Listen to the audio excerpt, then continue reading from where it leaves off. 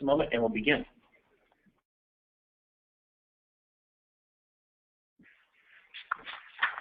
Thank you, Tony.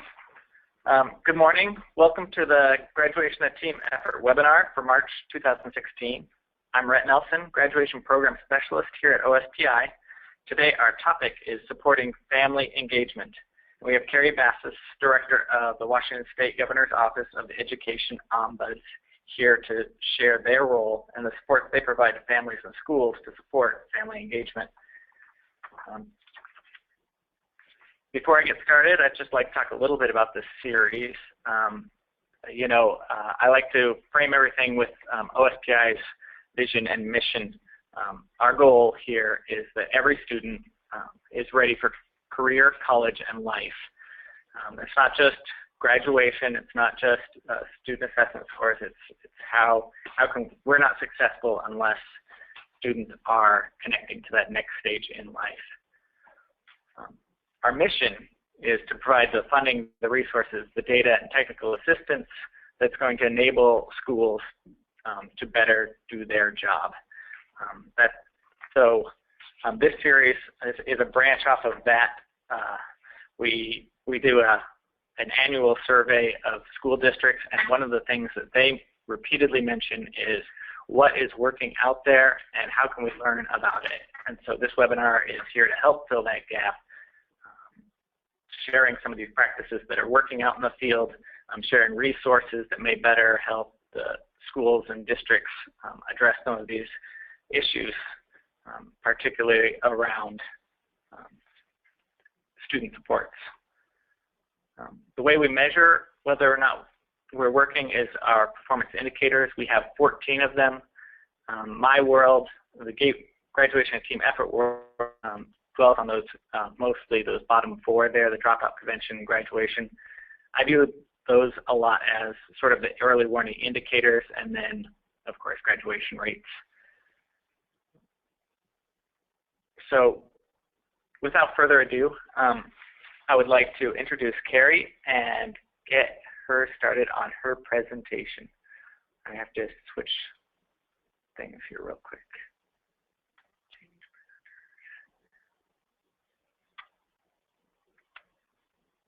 Carrie, are you there? I am. Can you hear me? Yes. Okay, great. So thanks so much for inviting me to do this. I just wanted to give an overview today of what our office does, as well as get your feedback, being in the field, about how we can be more helpful to support students and families and to support educators. So our goal in our office is to help both families and schools improve their communication and resolve issues at the lowest level. I'm just 5 months into this position. Before this, I was a law professor, a civil rights lawyer, and I also was a nonprofit leader.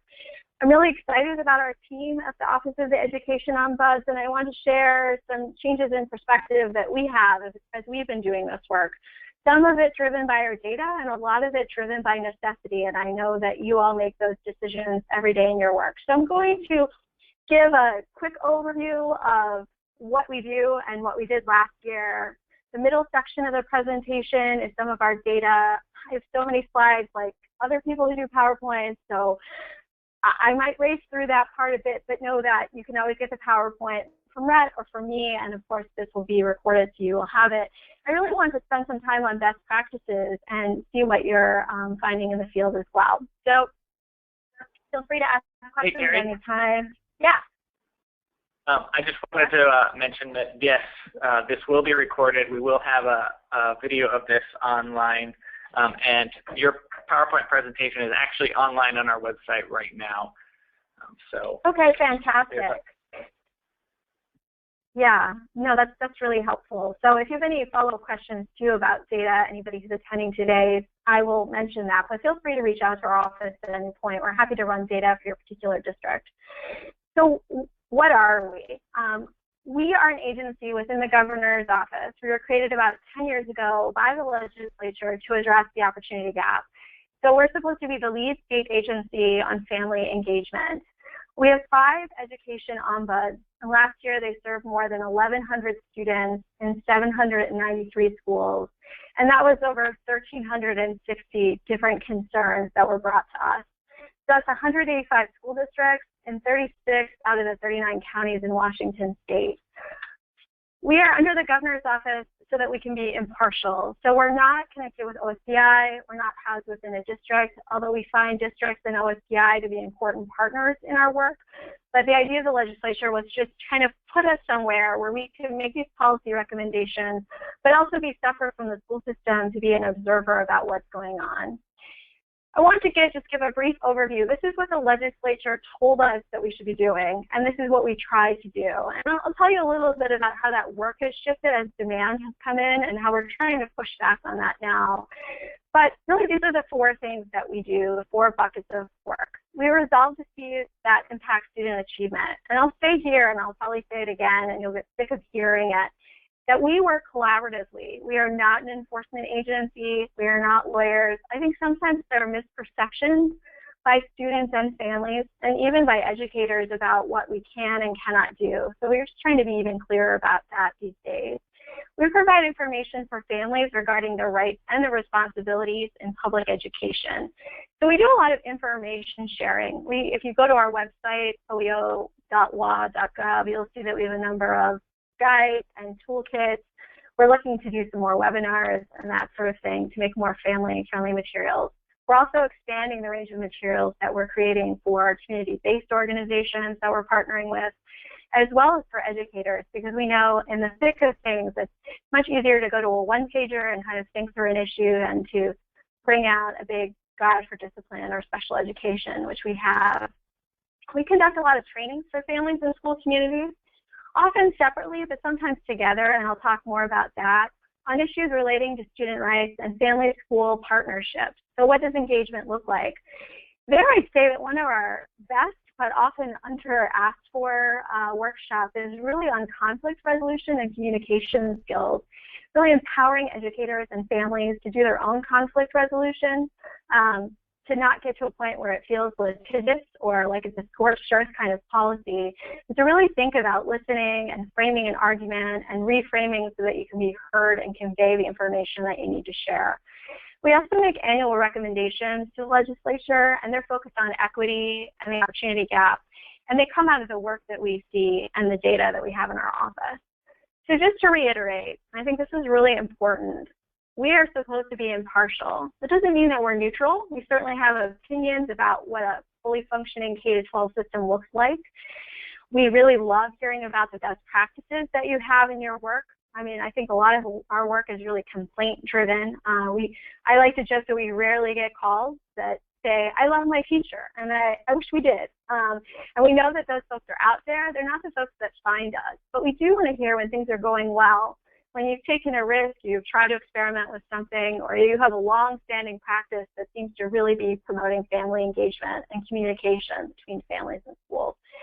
We're collaborative. Like I said, we're not an enforcement agency. We're not a regulator. We don't have those powers. So when we go to a school, if we're doing our job right, we should be approaching and saying, this is an issue that was raised. How, what is your perspective on it? Are there ways to resolve this situation?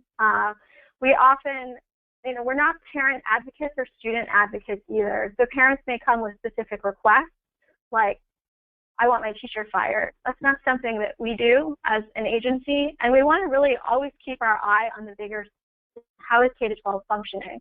And then what does this particular case or instance or complaint say about an issue in schools?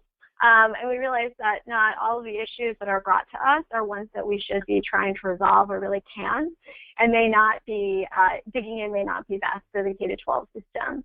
We work through confidentiality, and I want to highlight this for educators as well. You can always call us and ask us to be a sounding board. You can ask us for to respond to something that you're thinking through. We have a lot of educators who call us anonymously. I want you to know that you should feel comfortable in calling us, and whether it's a question about where would the best practice be, we've been talking about this in our district, what would another resource be, or a particular family or student. But know that we can't reach out to that family and student unless we have a permission to contact form from you, and it goes in the other direction as well. So for students and families, we can't reach out to a district unless they give us consent. We also honor confidentiality in disclosing our records. So this is so people can speak freely and not be punished for asking questions, to really focus on fairness and equity and a systems view, as I said. And so as I came in 5 months ago, my goal really as the new director was to be more data-driven. I really want to partner more preventively to improve the school system and to support the good work that I know is being done on the ground, and to help when things are really challenging, because we see increasingly complex issues in our office where students and families are coming with more than one issue. I'll show you our data in a second.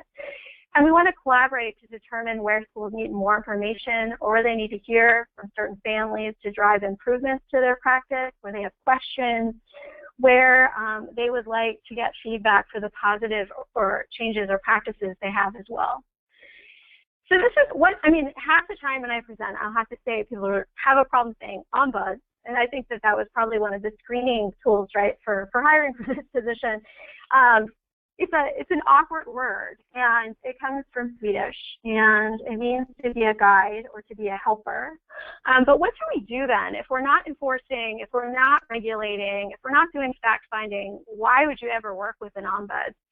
And this is a text-heavy slide, but I'm just going to summarize it for you. What we try to do is act as a bridge between families and schools so that they can better communicate and share their perspective around a perceived problem or dilemma. And so we do informal facilitation, very informal mediation, not the kind of mediation that you see in a formal complaint with special education, for example, but really a go-between. We call that shuttle diplomacy. One of the most effective things that I've seen my ombuds do is helping families who are quite angry when they call us to reframing their perspective so a school can hear it better. We also work with schools to help them listen to what is being said by the families and not feel accused by it or feel like this is, you know, the last step before there's some sort of formal complaint or litigation. So really kind of getting to a point of mutual listening and hearing one another, even if it doesn't resolve in a mutually agreeable solution. We can't force solutions on anyone. And we do a lot of providing of training. I think that has been really focused on parents, but we're trying to do more upstream with educators. And we really, as I said, want to create or share resources that will be helpful to both families and schools and best practices. So when an ombuds has a conversation with a family, we outline options, but we don't point in any particular direction to say, you should do that. In fact, sometimes we kind of have to talk a family down from doing something that would be more formal or protracted or heated, and think about viewing the student in a relationship, an ongoing relationship with schools, and you know what is going to be most healthy for that, and presenting that range of informal options. So we also are trying to move towards, and I hope we'll have a chance to talk about that towards the end, of what we can do proactively with you, with districts, before an emerging issue or trend reaches a district. So, like I said, we have over 1,367 concerns that were brought to us last year. That's statewide. So that was about 263 cases per ombud, which is not sustainable for us. Because when we engage with families, we're not in the long-term relationship that you all are with families, but we might, on the short side, be in conversation with them daily for a week. And I would say on the more realistic side, we're in relationship with them for a few months. It can be an entire school year. And 45% of our callers were referred to the OEO by community professionals, the website, or other parents. So here, and I just wanted to go back for a second. I want you to know, one thing I'd love you to have as a takeaway from this presentation is we keep data. Our data is not as extensive as OSDI's. I think OSDI gives us a really nice companion to look and understand our data. We have a lot of data that's narrative. But at any point you're in a district or you're looking at a particular issue, if you're an OSDI, and you want to know how things are looking at the OEO perspective, we're happy to run data for you and give it to you. We hardly ever get this request, and the only constraint is if it's a very small N size, we can't provide identifying information. We're not going to tell you what's going on specific elementary school just because of the agreement that we have, but we can certainly talk about the kinds of issues that we're seeing, just so it doesn't identify a particular family if you're coming in from outside the situation. So what were the issues addressed? You'll see that we largely get calls about special education, and you combine that with 504, we're at over 53% of the work that we do. We get a lot about HIB and discipline in equal numbers, about 7%, student safety, 5%. That other category really needs to be parsed. I mean, it could be athletics or academic progress or enrollment or highly capable programs or language access or AOEs. But I will tell you that when we get work in our office, it will be one of these more technical areas like special ed or HIB, but is often partnered with parents flagging a breakdown in communication with schools. So if there's a top second or companion issue, it's about the family pool relationship. We track that in our office in a number of ways, but that represents a lot of that 28%. And certainly, you know, we try to think about how we can remove those barriers. Here's who we served last year, and not to parity with OSBI's numbers, not to parity with what we're seeing in the opportunity gap. We are actually, one of the proactive steps we're taking in our office is hiring an associate ombuds who will do more community outreach work. But we've also done a lot of translation and interpretation of our materials and our events lately.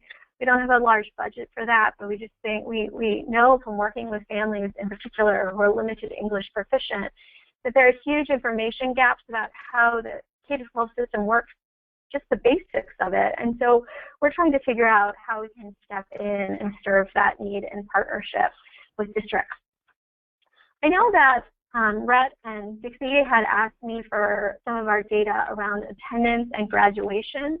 I want to share that with you all, what it looks like this year, because we're seeing more calls, even though we're only in March, about attendance and graduation this year than we did last year. I'm happy to share offline what our data looked like last year around attendance and graduation, but I would say that we're probably seeing about double the issues this year in both categories, and we're far from having closed out the year. So here's what our attendance issues look like this year. You know, we're getting the bulk of our calls from 121 in terms of ESDs, and I would say we're in Northgate and Seattle, so we know that 121 is a large ESD, so there's that issue of familiarity with our office in the Seattle area, as well as just size of districts. So, you know, last year that was true as well.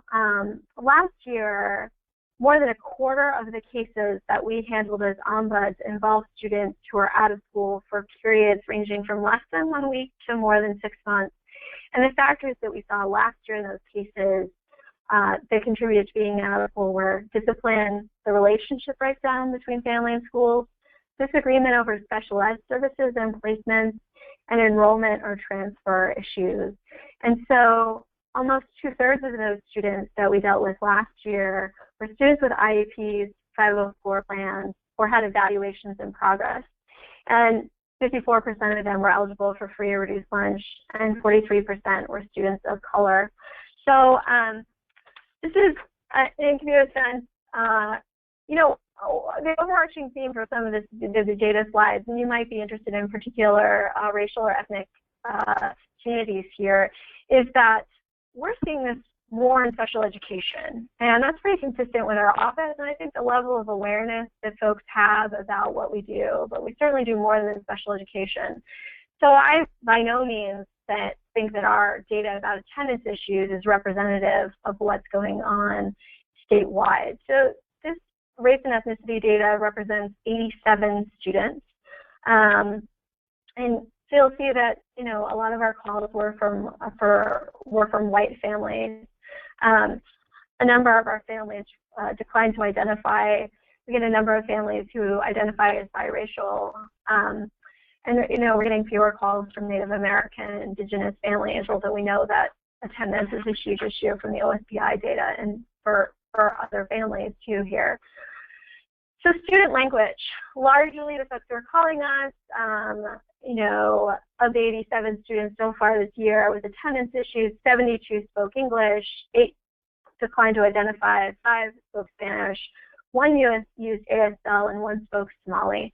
So I think sometimes this just shows where there might not be awareness about our office. So I'm not going to spend a ton of time on this, but it does get interesting when we're looking at special ed. Attendance and poverty. So, you know, about half of the folks who called us qualified for free or reduced lunch. Students with disabilities. So attendance. 75% of the families that called us with attendance concerns had students with disabilities. And that's pretty significant in our office. And like I said earlier, we see multiple issues going together. No one will ever just call us with a pure special education issue or harassment, intimidation, and bullying issue. It's often combined with attendance or with a relationship breakdown or a complaint about discrimination.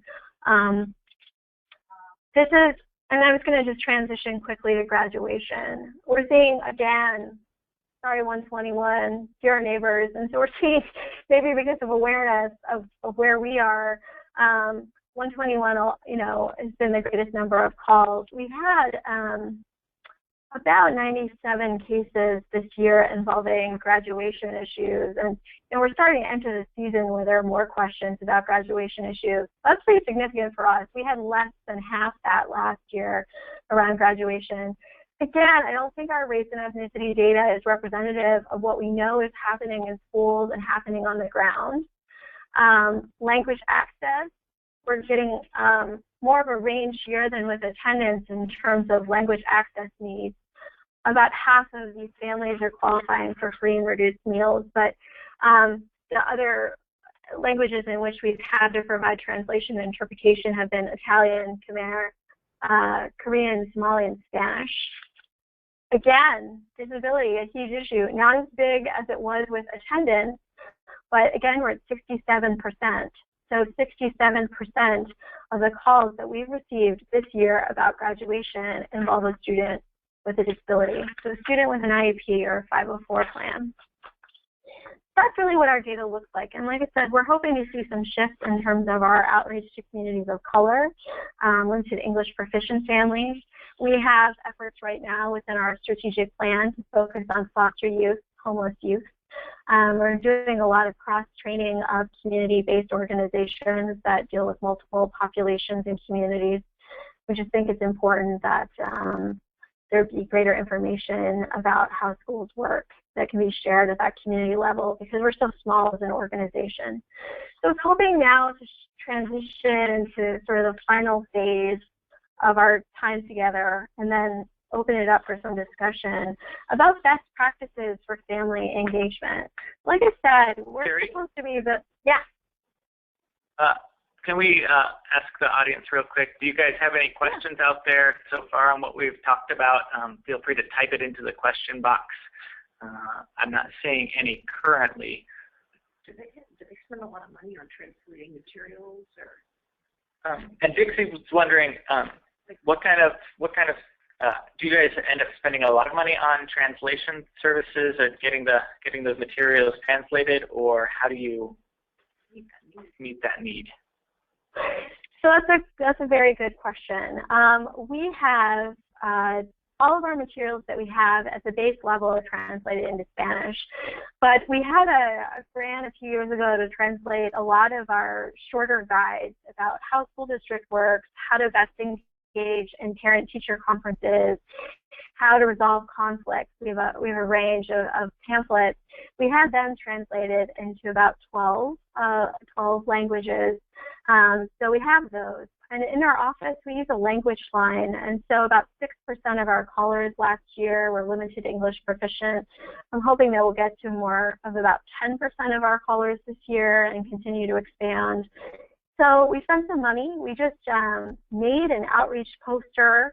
We had one that we dug up from the archives that was based on OSDI's top 12 languages in school in K-12 that we have made into an easy-to-print 11 by 17 that basically says in all of those languages do you have a problem or question involving schools, and then gives our information. So we're trying to distribute those because what we realized is creating those individual pamphlets is quite expensive, but if we can do these one-pagers, it's much cheaper for us to share information about our office. And so then we used that other one-pager poster and just did one in 12 API languages. We know that there are a number of language-isolated communities and new emerging immigrant populations and refugee populations that are experiencing some information gaps about how schools in Washington work. So we just did that, and we did, because it was just a one-pager, we were able to do it for a few $100s, which is great, and then we were able to involve community partners in proofreading it for us to make sure that the professional translation made sense and was accurate, and that's such a big part of it. But that's really, we don't have a set-aside budget for interpretation and translation. It kind of comes out of our general fund, and that's how we're doing it. So I'll give another example of translation and interpretation. We have been doing, this year, have started piloting some community-based clinics, and we've been doing them so far with Open Doors in Kent. And Open Doors serves multicultural families who are engaging with special education issues. And their family support workers have co-staffed a clinic with us once a month where we send an ombuds, and they will meet with a family for about an hour with the family support worker. So they're providing interpretation and translation on their end, and we're there to provide some of the technical expertise about school systems and information. So it's a nice partnership where it's not costing us extra money to do more outreach to limited English proficient families. We're also not assuming that they're going to find us, have trust in government, know what an ombuds is, know that our services are free. So we're going where people are, and I wish we could do more of that. We had a bigger budget for it, but that's how we try to be scrappy within our resources. So, you know, we're happy, and that's another thing, we're happy to partner with districts and talk about ways that we can try to be mutually resourceful. I know we want to create more one-pagers in our office that explain special ed, explain, say, the independent educational evaluation process, and those sorts of things, what an IP team is, for example, in other languages, because a lot of the existing materials that we have that are translated are kind of cumbersome, and not everyone is literate in their native language either, and so we're trying to find ways that we can create resources that make more sense and do it pretty leanly. So, and if you ever want to partner on that or see a particular need within your school district, let's talk about how we can do that together and do some of that cost sharing and savings. Are there any other questions right now that I could answer? I don't see any right now. Okay, I'll keep going then. So, you know, like I said, we're supposed to be the lead agency for family engagement practices. And I say supposed to because what has happened in our office, and I'll be quite honest about this, is that if you have 5 people dealing with 1,367 conflicts in schools every year and trying to work statewide, we have a very small budget of $684,000 a year. It becomes very difficult. I mean, half of our staff is bilingual, but you know, really our language strength is in Spanish, also in Portuguese. We're trying to hire for greater language diversity, but it becomes really difficult to proactively do the family engagement piece. And so we've been having conversations in the past few months about really recapturing that. And we're working more in that area, and we realize that that is in partnership. So we've done, we're working on doing a listening session with a district right now who wants to hear from families, immigrant families they have not heard from, and understand their experiences in schools, and not in a judgmental way, but in a way where they truly listen. And then we as an office follow up with them and figure out, how can we be supportive? What would it look like to bring in more community-based organizations to be supportive? What's going to be an action step within the district?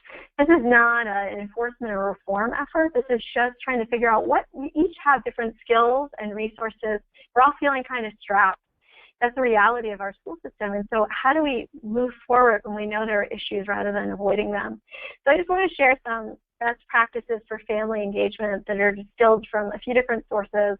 I also have on attendance and best practices because I know that's a huge issue. We're seeing more and more families this year, I'll just say anecdotally, withdrawing their students from school without a plan. That concerns us. And that's true of special education, it's true of families experiencing language access barriers, it's true of families that feel like they've experienced discrimination in the school system as well, or HIB. So here are some of the values of the best systems when they're working well. We know that family engagement is not about getting parents to come to more PTA meetings, for example. It's really about a sense of shared responsibility for students and realizing that education happens beyond the school walls, really equipping parents to understand what's going on with their students.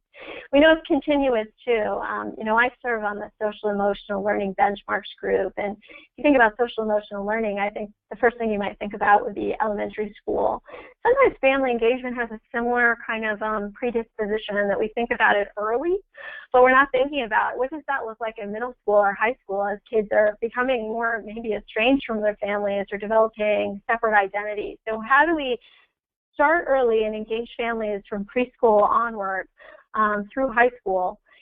And we know it's system-wide and it's infused and it's in multiple settings. So thinking about the role of before care and after care and information sharing, thinking about places that families go and rely on and sync with school systems. So, when we see it working really well, here are some of the values too. And, I give a shout out to the Harvard Family Research Project for this. We know that family engagement creates benefits for students. It increases school readiness. It leads to higher achievement, better social skills and behavior, increased attendance, and an increased likelihood of graduation, which are all things that we are focused on.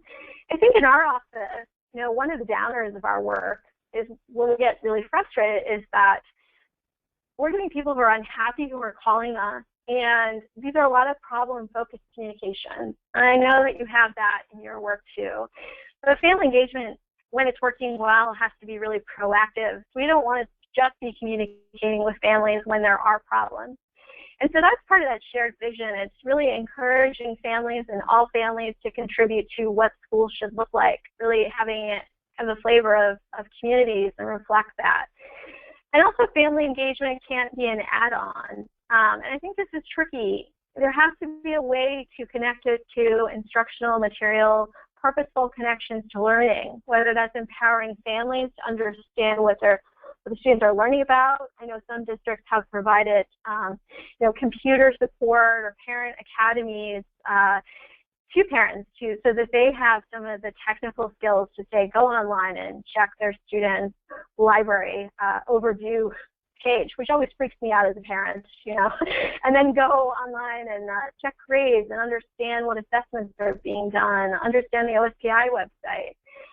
It takes a real investment in staff too, and we're hearing about this through PESB and Grow Your Own Teachers. It's about diversity. It's about PD. It's about the values that we hire for in terms of what is the relationship between families and schools. Are families an obstacle? Are they a valuable partner?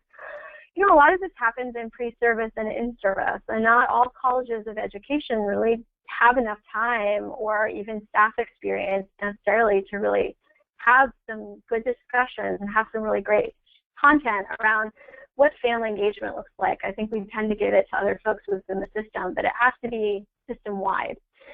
And good communication efforts. We know in our office that one of the biggest breakdowns is really when there isn't interpretation and translation, when there's the assumption that all families have computers, and we deal with a lot of families who, English may be their first language or not, that do not have computers, do not have email access. Especially with homeless families, they're very hard to track down. And so what is the strategy going to be then? And then I think there also has to be an effort to evaluate these efforts and see what's working and what's not. And so I want to share some examples from multiple sources, and I have some links to those at the end of the slides, so you can go back and look at some of these publications. But what does great family engagement look like? What are some examples from Washington State and beyond? So one thing that is a real shift when we're thinking about family engagement is thinking about the importance of the input and information that families provide to schools. And some of that is about their values and how they perceive their students. We see a big breakdown in our office between how schools and families might be perceiving the same situation or how they're communicating about it. I would say that in general, that we work with a lot of educators and families who both really care about the student that is experiencing the conflict. But how they talk about it and what the strategy is going to be and how they listen to understand for the other side, can be tricky, especially if communication hasn't gone well in the beginning. And so when you look at some of the core tenets of family engagement programs, you look about really building leadership capacity of families. And families outside of the mainstream, families that are emerging populations and communities in Washington State, and families most affected by the opportunity gap. And some of that is just sharing information. So not really feeling like information is scary, but families should know what the K-12 system looks like, what enrollment looks like, thinking about how do we share that. I know we have struggles in our office with that as well. We'll create a handout and I'll read it and this would be of interest to lawyers because there's some people on our staff who are lawyers, or this is from a social work perspective. So we all lend our own perspective, even when we create a one-pager, and how do we really make it more accessible and useful for families?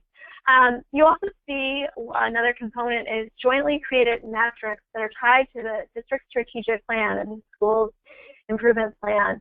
So how are we going to measure what family engagement looks like, and how does that tie to instructional learning? I mean, how do we incorporate families in everything from the redesign of school buildings to the hiring process, all the way down from paras to bus drivers, that sort of thing? And what kind of training are those folks getting? In order to really do that other goal, parents often need a lot of coaching about how to read data. So I know I just spoke at a PTA last week, one evening, and the PTA had asked for data from the district, which the district provided. But I think sometimes in kind of talking, when they were talking through it, it was a reminder to me that parents often we all sometimes need a refresher on how to look at data and what it means and what it doesn't mean. And so not reading too much into it, but thinking about other questions that could be asked. We know that, like other things, if you're going to do family engagement, when it works really well and it's sustainable, in terms of continuously getting the resources dedicated, it has a high level within administrative leadership. And so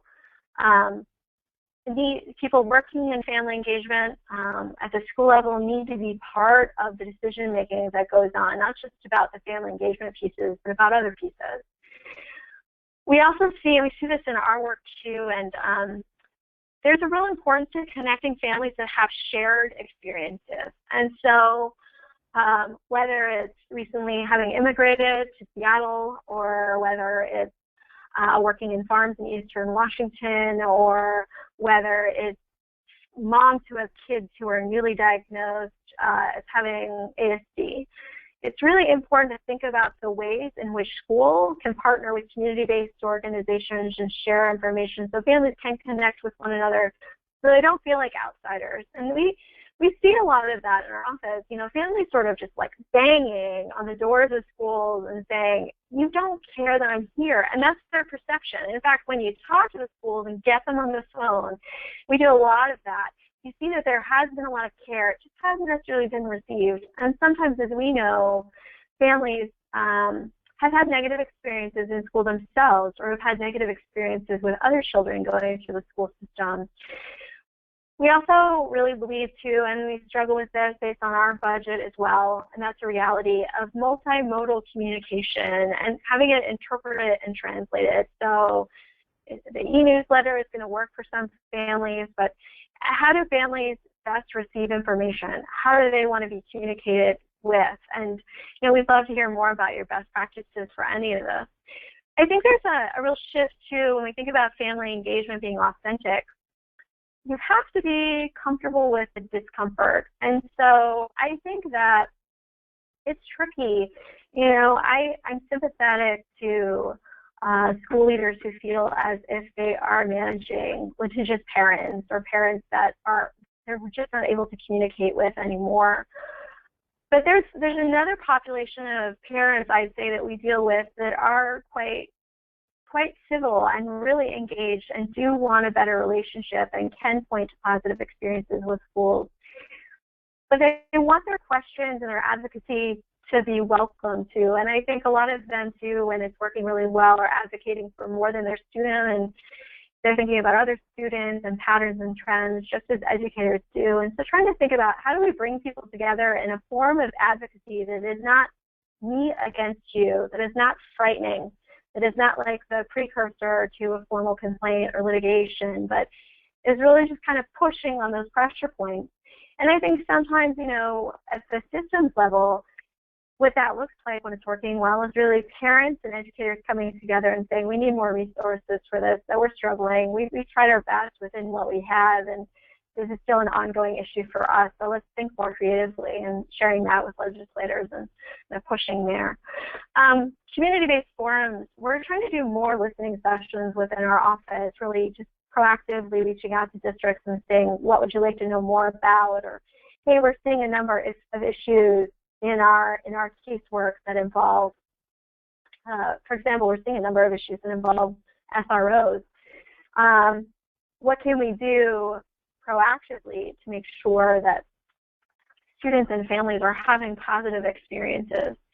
And so, you know, I would say that that's really exciting for us, because we might feel pressured as an agency to always see that graph line going up, to have more cases, but we don't want that. I mean, we would love to see fewer concerns being brought to us. We would want to see greater diversity in who's calling us, but we'd like to see fewer concerns. And then we know that some of the information sharing, the partnering with districts, being a sounding board is working. I mean, there's no aha, gotcha, like we have 5 of these cases. It does not make us happy. It depresses us as it would depress you. So we're really trying to think about how to do that. So quickly, I'll just go through, and then hopefully we can have some more questions and talk as well. I know attendance is a huge issue, a real focus of GATE, and something that we think about in our office too. As I said, the number of cases that we're seeing around attendance and withdrawal from school entirely have doubled this year for us. So here are some strategies from Attendance Works.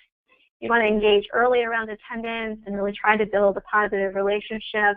One of the examples that I had read was about a home visit in which it might seem really inefficient, but the staff member going to do the home visit didn't really talk about the attendance issue the first time, but really was trying to build rapport, figure out where the family has some strengths and also where the challenges were. I think around attendance, having clear expectations and communicating them is really important. You know, we see families pulling their kids out for upper middle class Disney vacations to, you know, really expecting kids to contribute to the family's economy and livelihood by doing seasonal farm work. And so what are these expectations? What are the expectations on your end of schools? What are the expectations that we have in the RCWs and the WACs? But what are the expectations of the family? And, you know, where is their breakdown? So, as like I said, a strengths-based approach. What can the family do? What have they been trying to do? Maybe what hasn't been working? That's part of the brainstorming. Reaching out in the parents' primary language is huge. And we know, we did a language access report a couple of years ago, that it's often, you know, kids are being asked to be language and cultural brokers. And so if there's an issue about the kid's attendance, that becomes quite slippery if the kid is doing that work. But really trying to identify someone else within the community, an interpreter or translator who can help and be an adult, so we're not always relying on kids to do that. And then offering support. So recognizing that families may have tried certain things and they haven't worked, what else is there? Because it's important that students go to school. So here, here's what I wanted to say that we could do together. But I'd like to know what would be helpful to you. I feel like a lot of my work in the first few months of this job has really been trying to figure out how can I talk to more educators and community organizations to know what's useful that our office does, because we can't do everything and we don't want it to all be casework or complaint driven. So I think that with a lot of these issues, you can think about the OEO as an intermediary. So when you look at best practices around family engagement, sometimes you do need to bring in somebody outside of the organization to help facilitate the conversation. And we love doing that sort of thing. Just talking about what's going on without judgment, trying to keep things within the bounds of civility, talking about things collaboratively. What can we do? We'd love more opportunities to partner with districts for data-driven intervention and collaboration, and we're certainly looking at OSBI's recent data and looking at our attendance and graduation data to figure out where some of those hot spots might be and where we could have more community conversations around that and think about some parent and educator workshops. Invite us proactively to join you in your discussions that you're having about this. We can't physically be everywhere in the state, but certainly technology allows us to be other places. We're happy to share our data. We do an annual report every year, but let's not wait until the end of the year. If you're seeing something and you just want to know, are we seeing it too, or you want to start to have a conversation about it, feel free to contact us at any point about that. And, we'd love more opportunities to do workshops around what does really good, respectful advocacy look like, when we're thinking about parents advocating within schools, educators advocating within schools. What are some of those tensions? And I think they often work really well when we have a kind of mixed audience of educators, school leaders, parents, community-based partners, because you tend to see more common ground. So I'm going to show you, like I said in the PowerPoint, here are some links for some of the best practices that I've talked about. Like I said, our website has some toolkits and guides and provides some technical assistance about certain topics. But you also have the Harvard Family Research Project. UW has an equitable parent-school collaboration and attendance works, so some good materials. Here are some of the things that we are doing as an office that I mentioned. And we're doing them slowly as resources allow, but we'd like to do them as strategically as possible. So I am a parent in Washington's K-12 system. My child is adopted and a COL and special education student. Here she is with her first grade teacher. They're doing a jogathon. I think about these things from that perspective as well, and I so love my teacher and the teachers that have been in my daughter's life, and respect the hard work that they do every day, and realize they have to pick their battles as well. And so, I think that sometimes in our work as ombuds, there's the perception that we only see the problems, what's going on, and I hope that if you ever do get a call from our office and we're asking you to partner, or a parent has raised a concern, you won't necessarily take it in that spirit. Of course, if you are approached in a more confrontational spirit, let me know, and that's not something that should be going on. But just know that we're trying to be a bridge between parents and schools. That's all we can do. We can only work through collaboration, and if it's not working to resolve at the lowest level, we want to know that too. So I'd love if you guys have any questions or feedback, or you want to share some of the things that you're doing within your work that are working really well. Feel free to chime in. Hey, Carrie. We have Teresa Williams has a couple questions here. Yeah. First, when it comes to multimodal communications, have there been efforts in trying to ask families on how they prefer to receive communications? Yes. I just met with a school in Spokane a couple weeks ago. It was really interesting. The principal had told me that she was non-emailing, and we all in the room gasped, like, non-emailing. She said for staff, because they see each other every day. But why she does that, part of the reason why she does that is because they have asked their families how they would like to receive communication. And they're small enough right now. Let's see, as they scale up or get more students, if this is going to work. But they have basically parent leaders who reach out to families on a weekly basis, and they can be reached via text, email, phone call. And parents express that preference. And so the principal has kind of made space for parents to email her, but she's trying to reduce the amount of time that the staff is spending emailing her when, you know, they're 5 feet away and could ask a question. So I'm not saying that we can all go to a non-emailing system, but I've certainly heard of examples where you ask about how you'd like to be communicated with. We have to do that switching in our office too. You know, we have some things we've automated and just don't work when families need items in translation or just don't have email access. So I think it's being done. It's a question about scalability, and are you doing it at the classroom level, or are they going to do it at a school-wide level? Thanks. We had her follow-up question, I think you answered it, was has your office discussed how to assess communication preferences from the different families that you serve? And I think you addressed that. Yeah, we do. And, you know, our office deals with, we have a similar approach. So I think some of my ombuds will text with families. I think the biggest barrier is just briefly is when we're working with homeless families is just tracking folks down. And we know that that's something the community mental liaisons have issues with as well. But it's just really, you know, finding a way to communicate that's consistent. And we use the language line in our office too, but we've had to be savvy when we've had families who are deaf and thinking about how will we communicate with them remotely via ASL. So yeah, it's something we think about a lot. Great. I have a couple of questions that came up for me. You know, one of our questions we have in this year's survey is about parent engagement and family engagement, and asking districts how they're measuring that. And you mentioned some interesting ideas about, you know, the other services. You know, it's not just, you can't measure it just through PTA meetings, but the other services maybe that you're providing parents and how they're accessing it. I'm just wondering if you have any other recommendations about how a school can assess their parent engagement and measure their parent engagement.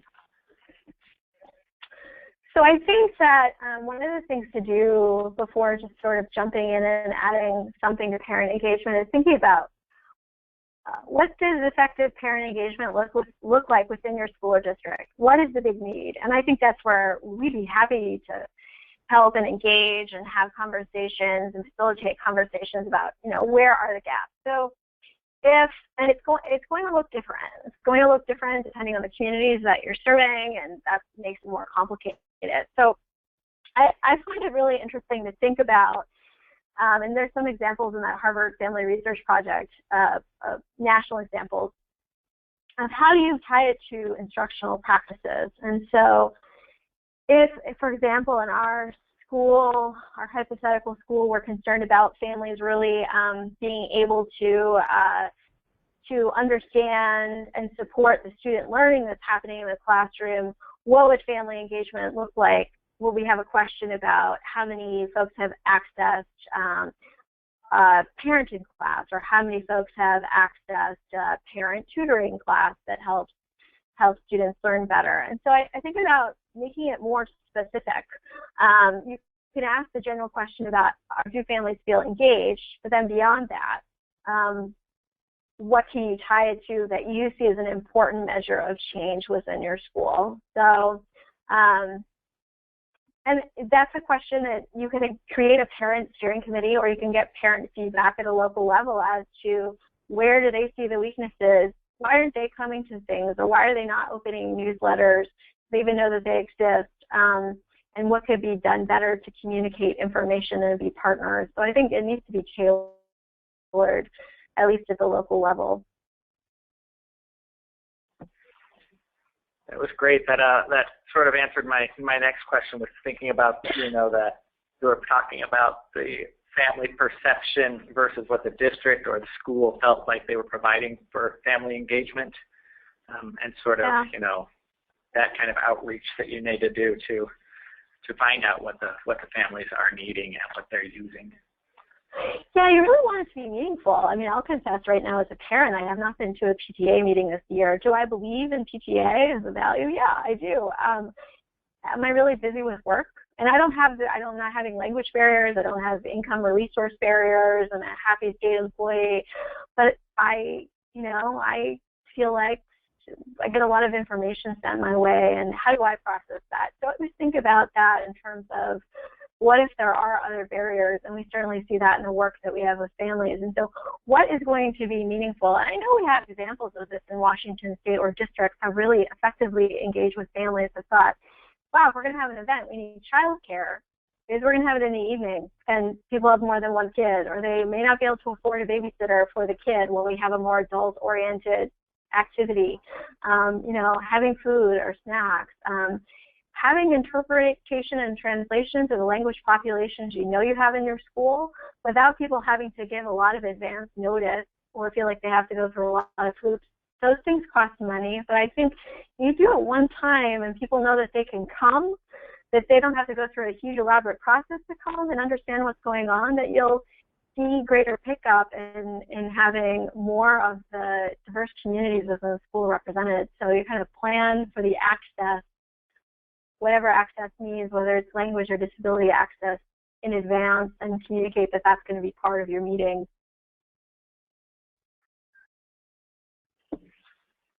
Thanks so much, Carrie. This has been so helpful. This has just been this was particularly mentioned in our district surveys was, what is the issue of family engagement, and a lot of districts find challenge in that. So any resources that we can start building for them is going to be helpful. And I really appreciate your sort of tiered support here too. Of you want to reduce your tier 3 calls that you're getting, and reaching out to those districts and getting a baseline with districts in general about what they can be doing to better engage families.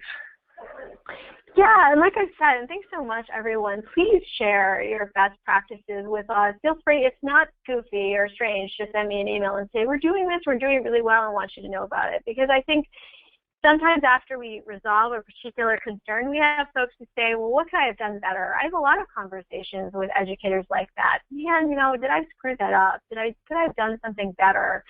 I can't believe the family thought that I felt that way about them. That's not who I am. And, this breakdown, and people reflect and internalize. But in that moment, I would love, in addition to saying, I think you did your best and I think there was a breakdown, to be able to share something else that others are doing. I think we all need to be hopeful in our work and identify when there's good work going on. And so we often get inundated, and we haven't spent as much time really mapping that, something we want to do more of. But feel free to be proactive and reaching out for support, but also just sharing what you're doing. I'd love to hear about it. So thanks to everyone. Thanks for coming today. I appreciate it. Thanks, Carrie, and thanks for everybody for joining us. We're out of time. Hopefully we'll see you again next month when we're talking about mental health awareness and supports. Have a good day.